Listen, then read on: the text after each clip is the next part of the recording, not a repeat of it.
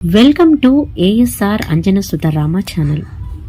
వరంగల్లోని Ainavolu Mallanna Swamy temple జాతర గురించి నేడు తెలుసుకుందాం.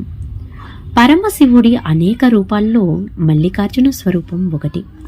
శ్రీశైలం లాంటి పుణ్యక్షేత్రాల్లో మల్లికార్జునుడు లింగ రూపంలో ఉంటాడు, కానీ ఇక్కడ విగ్రహంగా దర్శనమిస్తాడు. మల్లన్న, మల్లికార్జున స్వామి, ఖండేల్ రాయుడు అనే పేర్లున్న మైలారు దేవుడి రూపం 10 అడుగుల ఎత్తుతో, విశాల నేత్రాలతో, కోర మీసాలతో అలరారుతుంది.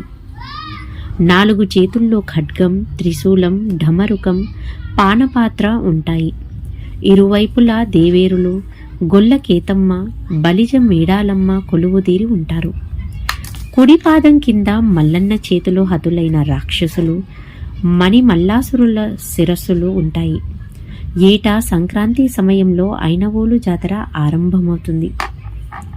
మకర సంక్రాంతి రోజున పెద్ద బండిని అలంకరించి దేవాలయం చుట్టూ ప్రదక్షిణ చేయించడంతో ఉత్సవాలు మొదలవుతాయి. సంక్రాంతి నుంచి ఉగాది వరకు ఉత్సవాలు వైభవంగా సాగుతాయి.